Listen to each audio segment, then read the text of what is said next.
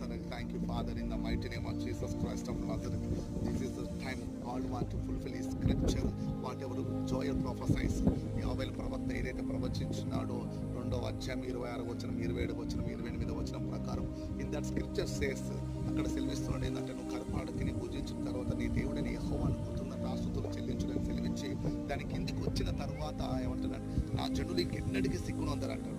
So సిగ్గునొందరని చెప్పిన దానికి కింద స్క్రిప్చర్ ఏం చెప్పినాడంటే, దేవుని స్తోత్రం, మనుషులందరి మీద ఈ కాలంలో అంత దినములలో నా ఆత్మను మనుషులందరి మీద కుమ్మరించెదను. సో నీ కుమారులు నీ కుమార్తెలు ప్రవచించెదరు, నీ యవనులు దర్శనములు చూచెదరు, నీ వృద్ధులు కలలు కందులు అని సెలవించి నా దాసుల మీద నా ఆత్మను కుమ్మరించుద్దని యావేలు ప్రవక్త ద్వారా ఏదైతే ప్రవచించి పెట్టినాడో, this is the time God is fulfilling that scripture. This is the season that God is fulfilling the scripture. Joel chapter 2 verses 26, 27, 28.